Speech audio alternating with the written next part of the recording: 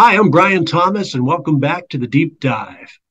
Got a great story for you this time, taken from the U.S. Submarine Service, and a wonderful example of lateral thinking. Let's take ourselves back to 1971. Richard Nixon was president. Gasoline cost 36 cents per gallon. And the United States and the Soviet Union were in the midst of the Cold War. A war not only for global domination, but also to carry the very real threat of global thermonuclear war.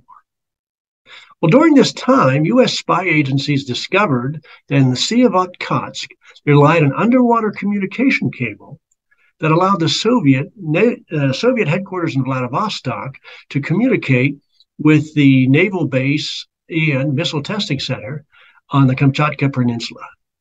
The Soviets were so confident in the security of this cable that they didn't even bother to encrypt the messages. Well, this was too much temptation to pass up. So the NSA, the CIA, and the U.S. Navy came together to develop what they called Operation Ivy Bells. First, they designed and built a 20-foot-long recording device that could attach to the outside of the cable. Then the USS Halibut nuclear submarine was specially equipped to carry the device, as well as Navy SEALs, to enter the Sea of Okhotsk to attach the device to the outside of the cable. Each month, divers retrieved the recordings and installed a new set of tapes. Operation Ivy Bells was a tremendous success until it was eventually betrayed by an NSA employee who sold the secret existence of the recording device to the Soviet embassy for $5,000 in 1980. But here's where the lateral thinking comes in. Consider the challenge. You've developed this device that can record the outside of the cable, but how do you find the cable in the first place? You're in the Sea of Okhotsk, you're in Soviet territorial water. You have to be extremely careful not to get caught, might be sunk, or might start a war.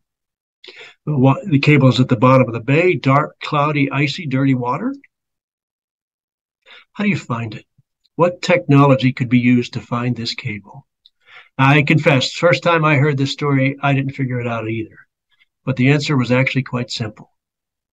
The USS Halibut went to periscope depth. The officer of the deck looked out the periscope and looked for the signs that read, "Cable crossing, do not anchor here." Once they knew the general location of the cable, it was not difficult to find it on the bottom. I love this example of lateral thinking. Wish I had thought of it. But it's timeless. It still applies today. Instead of looking down and keeping our noses down to the grindstone, let's get up. Let's look around. Let's look at other businesses, other opportunities, and talk to other people to think outside the box. Thanks. I'll see you next time.